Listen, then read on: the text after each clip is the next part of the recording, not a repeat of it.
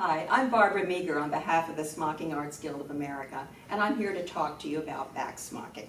Now, if you're new to smocking, you may say, what is backsmocking?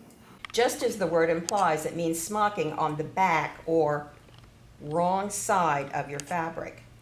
Now your question is likely, why would I want to do that? Well, there are two main reasons to backsmock. Both have to do with control. We'll talk about a couple of others later on. While you're stitching your smocking design, the pleating threads hold everything together. Once you complete your design and remove the pleating threads, those pleats which you took such great care and effort to get even may decide to either flatten or puff out if there is too much vertical distance without stitching between the smocked rows. See what happens when I remove the pleating threads.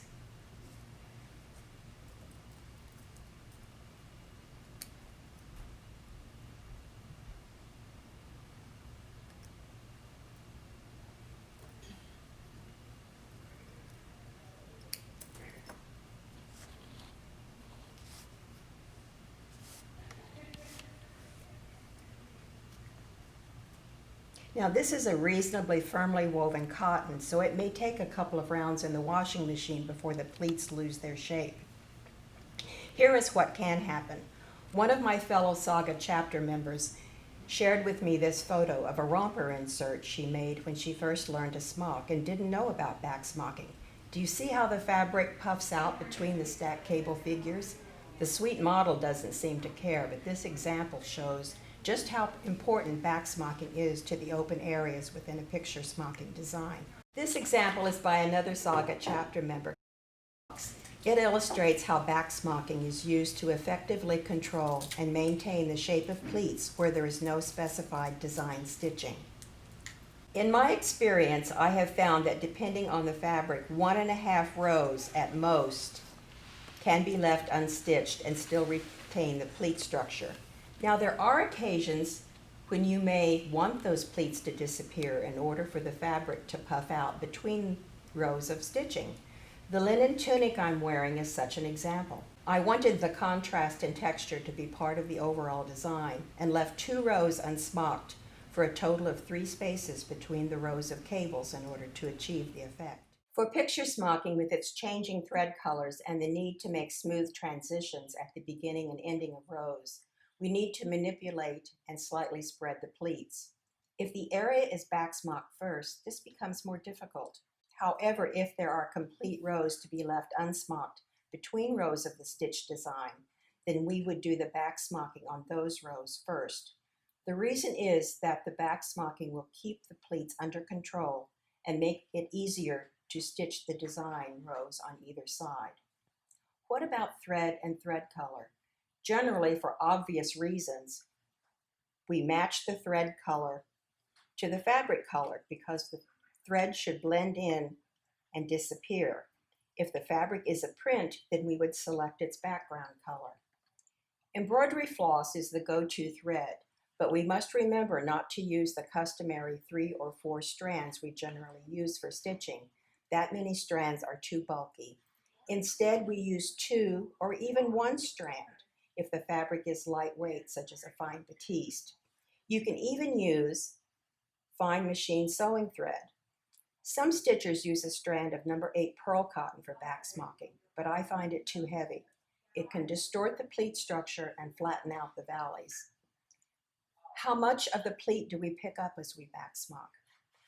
When we learn to smock, we are taught to pick up at least 1/2 or 2/3 of the entire pleat depth or go to just above the pleating thread. The reason for that is that because we want the fabric of the pleat itself to help support and fill out the stitch. For backsmocking though, we generally just pick up a few threads of the peak of each pleat. The reason? Mainly because it is easier if most of the pleat has already been stitched to on the front of the fabric, or if we backsmock first, you want to be able to easily pick up that 1/2 or 2/3 of the pleat on the front. As with all smocking stitches, it is just as important to keep the tension of your backsmocking stitches smooth and even. There is a second utilization for backsmocking to control our stitching. This bishop dress features a smocked sleeve band where I folded the fabric under before pleating to create a finished edge. I wanted to make sure the smocking would not stretch out of shape after a few washings, so I added a row of backsmocking at the bottom edge. I used backsmocking on this ruffle edge sundress for the same reason. Even though I tied off and smocked the design to size, I knew that it would stretch out with wearing and repeated laundering.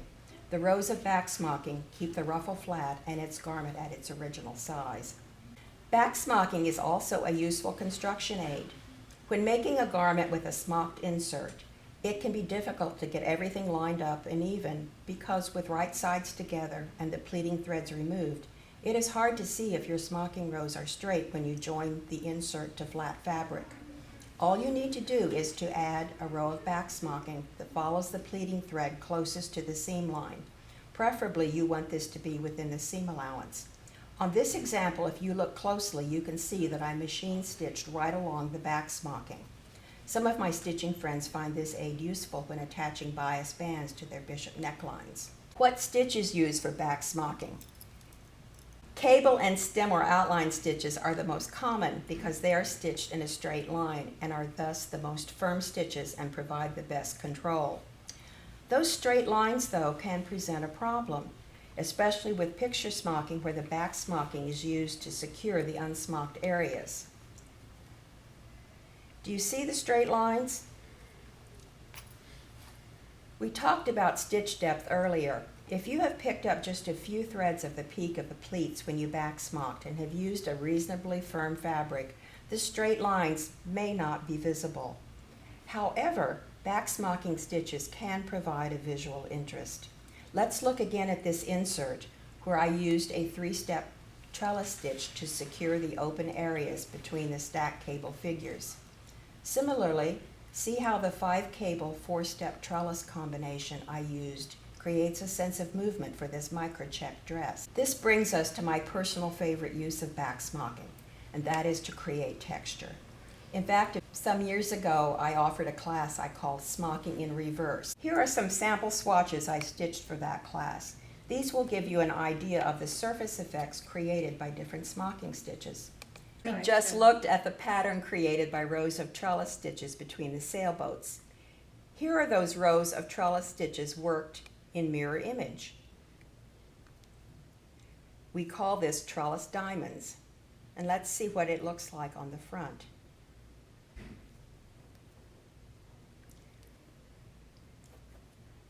Those traveling stitches you take between the cables of your trellis stitch, they are essentially outline or stem stitches. If you don't stop to change direction and just keep taking stitches, you end up with a diagonal pattern.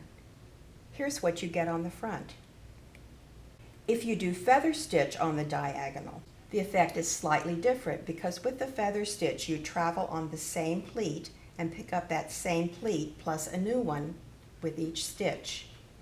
And this is what it looks like on the front. With Van Dyke stitch, you also travel on the same pleat and then pick up 2 pleats.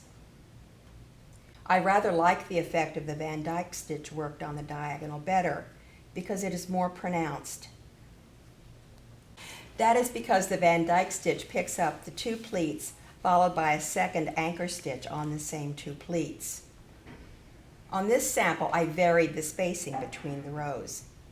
Remember, though, that when using backsmocking for texture, the effect will be more pronounced and most effective when you pick up that 1/2 to 2/3 of the pleat. We've looked at samples using solid color fabric, but the fun really starts when you use print fabrics. The yoke of this silk top was stitched with the diagonal feather stitch we just looked at. Because the yoke design pulls the pleats closer together at the neck, like with a bishop, the swirl pattern is created.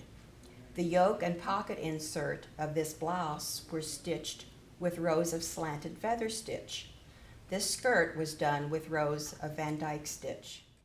I hope I've answered any questions you may have had about backsmocking, but more importantly though, I hope that I've given you some encouragement and some inspiration to see for yourself just what's behind backsmocking.